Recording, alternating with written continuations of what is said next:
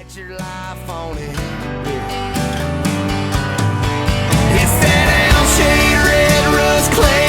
You grew up on that plowed up ground that your dad damned his luck on. That post-game party field you circle up on, and when it rains you get stuck on.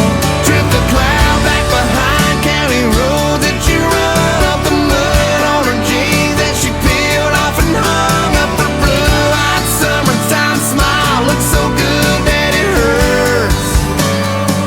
Makes you wanna build a 10% down white picket fence house on this dirt. You mix some sweat with it, taking a shovel to it. You stuck some crosses and some painted goalposts through it.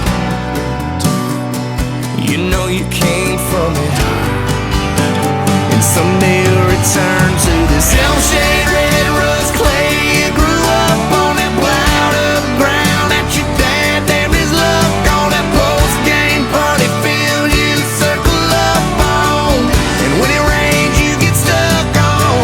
Trip the cloud back behind county roads that you run up the mud on her jeans that she peeled off and hung up her blue-eyed summertime smile. Looks so good that it hurts. Makes you wanna build a 10% down white picket fence house on this dirt.